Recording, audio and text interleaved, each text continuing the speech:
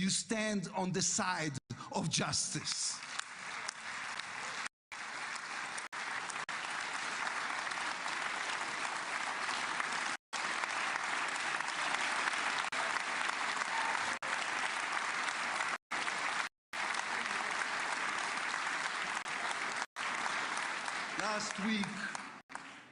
Last week I attended the 7th October memorial ceremony. An inspirational woman called Galit Dan spoke on stage.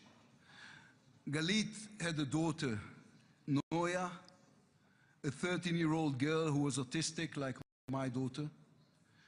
And Noya was full of light. She loved Harry Potter. On that dark day, Noya was sleeping at her grandmother's, Carmela's house in Kibbutz Nir Oz. Carmela was 80 years old. Their bodies, grandmother and granddaughter, were found embraced. They were murdered together. On stage at the ceremony, Galit said a sentence that moved us all. "We don't want revenge," she said. "We want redemption." Today, the redemption begins. Israel has endured 2 terrible years on the battlefield and in the international arena.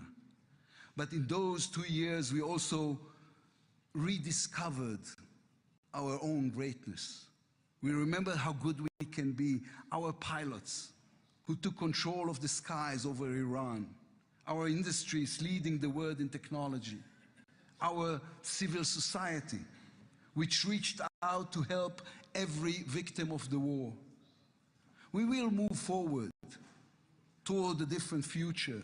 Our heroic soldiers who saved us all will fold away their uniforms and rise as teachers and engineers, scientists and innovators, investors and small business owners. We will never be able to repay the debt to those who sacrificed everything these past years, to those who, as President Lincoln said, gave the last full measure of devotion. We can only be worthy of them, worthy of their sacrifice. Mr. President, allow me to speak also to the businessman in you, the deal maker who understands value. If there were one stock in the world I would invest in today, it is the State of Israel. If there were one nation that deserves unrestricted access to GPU chips, to AI and SMR technologies, to American markets, it is the State of Israel. Israel's future is intertwined with our eternal alliance, our strategic and moral covenant with our greatest friends, the United States of America. This war is over. We will always need to stay vigilant, to guard against those who seek our destruction. But the State of Israel is about to reinvent itself. The challenges ahead demand not only strength, but a new vision. It's time to take a new path. To be a nation that is advanced and thriving and peace-seeking.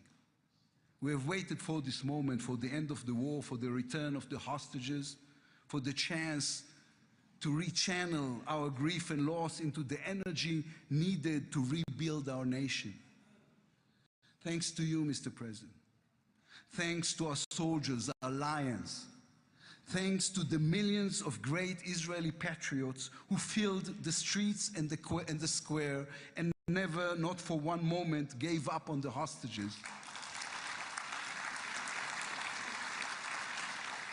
Thanks to all of them, the strength within us can now rise, succeed, and build for our future and for our children. Thank you very much. God bless the United States of America. Am Israel Chai.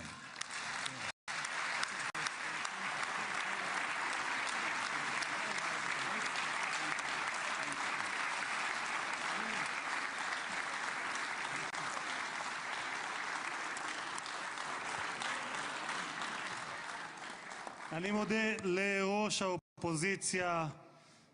ועכשיו, members of the Knesset, it is now my distinct honor to invite the President of the United States of America, His Excellency Donald J. Trump, to address the Knesset.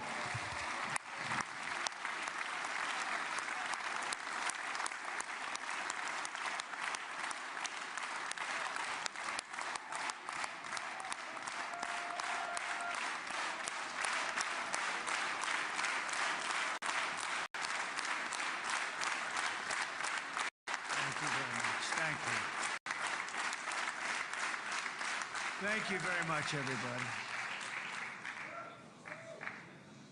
It's a great honor. Nice place. Very nice place.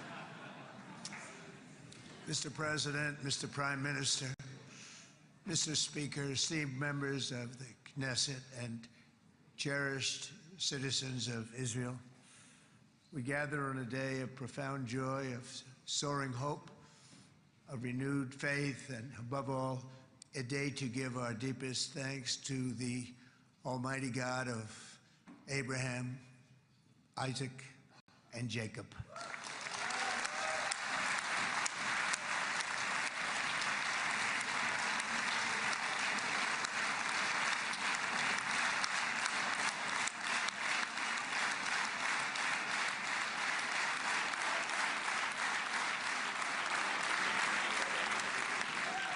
After 2 harrowing years in darkness and captivity, 20 courageous hostages are returning to the glorious embrace of their families, and it is glorious.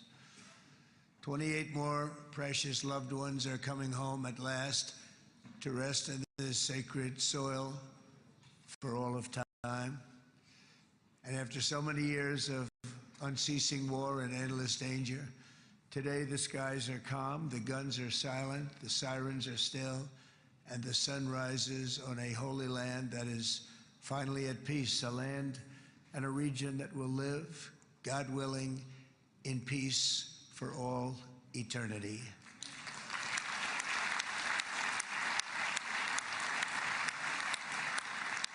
This is not only the end of a war, this is the end of an age of terror and death, and the beginning of the age of faith and hope and of God. It's the start of a grand concord and lasting harmony for Israel and all the nations of what will soon be a truly magnificent region. I believe that so strongly. This is the historic dawn of a new Middle East. I want to express my gratitude to a man of exceptional courage and patriotism, whose partnership did so much to make this momentous day possible. You know who I'm talking about. There's only one, Prime Minister Benjamin Netanyahu. Bibi, please stand up.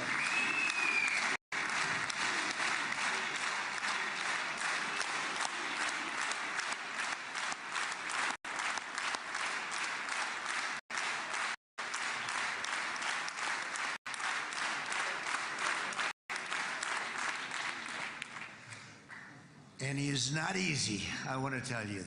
He's not the easiest guy to deal with, but that's what makes him great. That's what makes him great.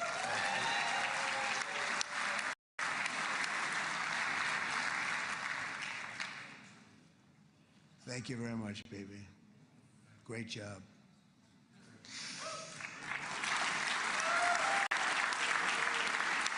And let me also convey my tremendous appreciation for all of the nations of the Arab and Muslim world that came together to press Hamas to set the hostages free and to send them home. We had a lot of help. We had a lot of help from a lot of people that you wouldn't suspect, and I want to thank them very much for that.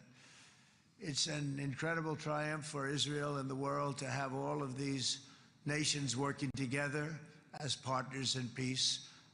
And it's pretty unusual for you to see that, but it happened in this case. This was a very unusual point in time, a brilliant point in time. Generations from now, this will be remembered as the moment that everything began to change, and change very much for the better. Like the USA right now, it will be the golden age of Israel and the golden age of the Middle East. It's going to work together. I'd like to thank several great American patriots for their invaluable help in getting something done that almost everyone thought was absolutely impossible. We were wasting our time. So many people said, "You're just wasting your time." But we weren't, because we had talented people working with us, and we had people that loved your country, and frankly, people that loved the region. They loved the Middle East. I want to thank my friend Steve Witkoff.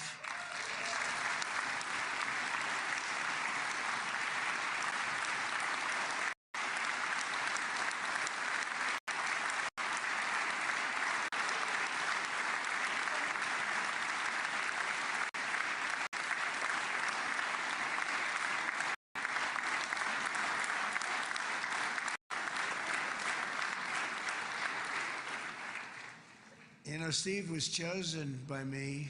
He never did this before, but I knew him as a few things. He was a great businessman, but I know a lot of great businessmen, to be honest with you. He had tremendous negotiating skills, but I know a lot of people that negotiate pretty well, although it is an art. But there are people that can negotiate pretty well. But most importantly with Steve, he's just a great guy. Everybody loved him. Everybody. I mean, I know some negotiators that are so good, but you wouldn't have had peace in the Middle East. You would be in World War III right now with some of these guys. Everybody loves Steve, and they respect him, and they somehow can relate to him. I've known him for many years, and I've seen it over and over again. להוציא את חבר הכנסת עודה, להוציא אותו מהאולם, להוציא אותו מיד, החוצה, החוצה, החוצה. להוציא גם את חבר הכנסת כסיף, להוציא את חבר הכנסת כסיף מהאולם, להוציא אותו מיד.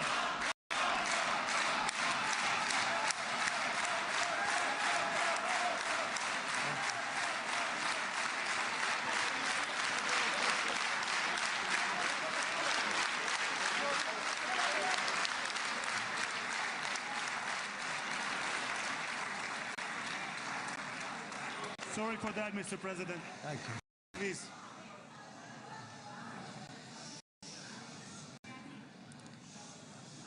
That was very efficient.